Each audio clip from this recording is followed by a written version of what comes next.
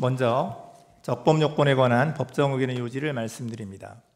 피청구인은 이 사건 탄핵소추의 의결은 헌법 65조 2항 단서가 정하는 국회 제적의원 3분의 2 이상의 찬성을 충족시키지 못하였기 때문에 이 사건 탄핵심판 청구는 부적법하다고 주장합니다. 우선 국무총리는 헌법 86조에 따라 국회의 동의를 얻어 대통령이 임명하지만 국민으로부터 직접 선출된 대통령의 민주적 정당성과 비교하면 상당히 축소된 간접적인 민주적 정당성만을 보유하고 있어 대통령 권한 대행자로서 국무총리는 대통령과는 확연히 구분되는 지위에 있습니다. 다음으로 헌법 71조가 규정하는 대통령 권한 대행은 헌법과 법령상으로 대행자에게 미리 예정된 과업의 수행을 의미하는 것이지 권한대행 또는 권한대행자라는 공직이나 지위가 새로이 창설되는 것이라고 볼 수 없습니다. 여기에 해당 공직의 박탈을 통하여 헌법을 수호하고자 하는 탄핵심판 제도의 취지를 종합하면 대통령의 권한을 대행하는 국무총리에 대한 탄핵소추에는 본래의 신분상 지위에 따라 헌법 65조 2항의 본문에 의한 의결 정족수를 적용함이 타당합니다.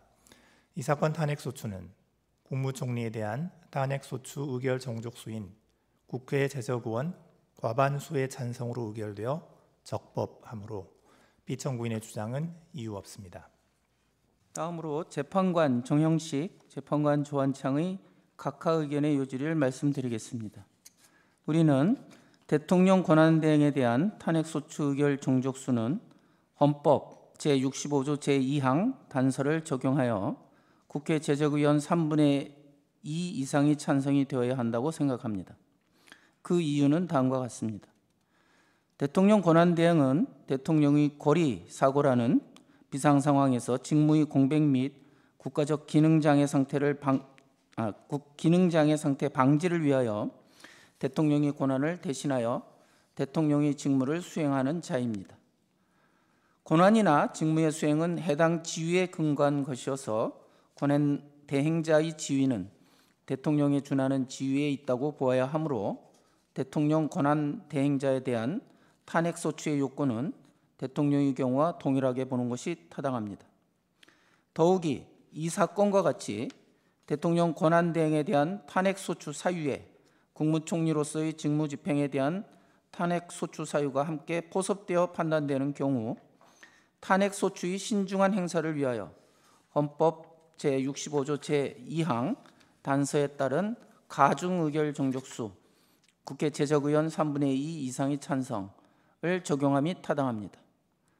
특히 대통령 권한대행 체제는 대통령의 권리 사고라는 국가적 비상사태에서 도입되는 체제이므로 국가적 혼란 발생의 방지 등을 위하여 탄핵제도의 남용을 방지할 필요성이 더욱 크며 헌법상 국무총리는 국민이 직접 선출한 대통령이 국민의 대표기관인 국회의 동의를 얻어 임명하도록 되어 있어 그 민주적 정당성의 비중이나 헌법상 지위의 중요성이 결코 작다고 볼 수 없습니다.